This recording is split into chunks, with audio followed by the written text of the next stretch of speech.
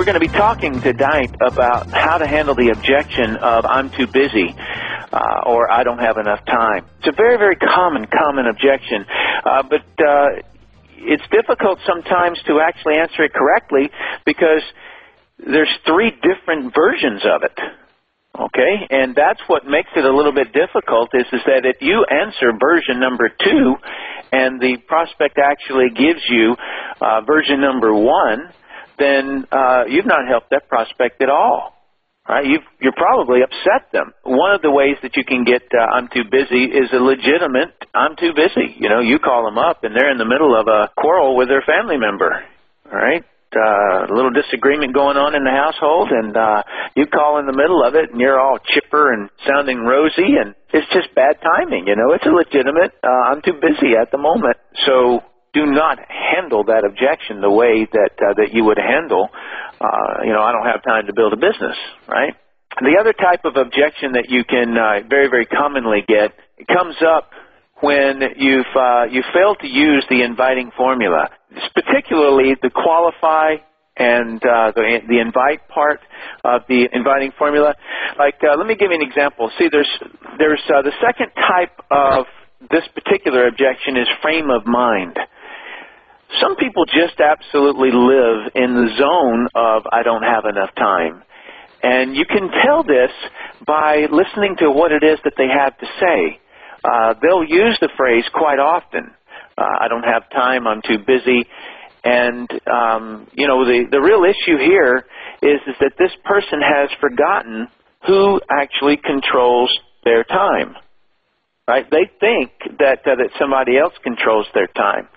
And then, of course, the third type of too busy objection is an unexpressed objection.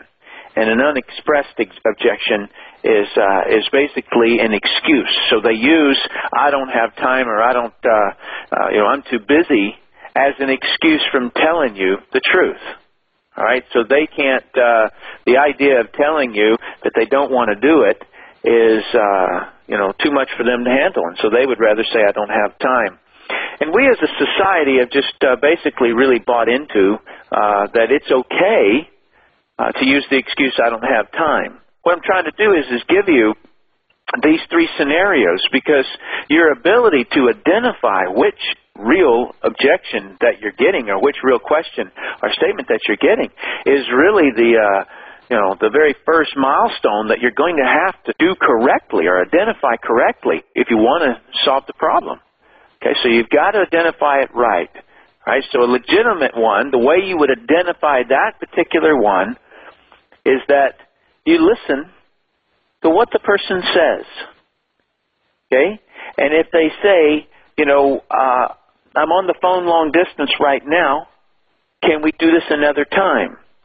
Okay, well, that's a legitimate one. But the very first step is just to really to listen in and just observe what's going on. In terms of the frame of mind one, when it's happened 2 or 3 or 4 or 5 times, then that's when you begin to get clued in. Hey, okay, this is very common for this fella. He's always saying that he doesn't have time.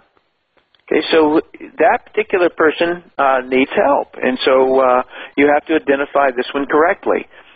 And if a person uses I don't have time, and let's suppose that it just so happens that it occurs when they say, is this network marketing? And you say, yes, it is. And then they say, I don't have time. Well, now, is it really I don't have time? Or is it I really don't want to do network marketing? You get the difference. All right, so you have to identify the correct one before you go and handle it.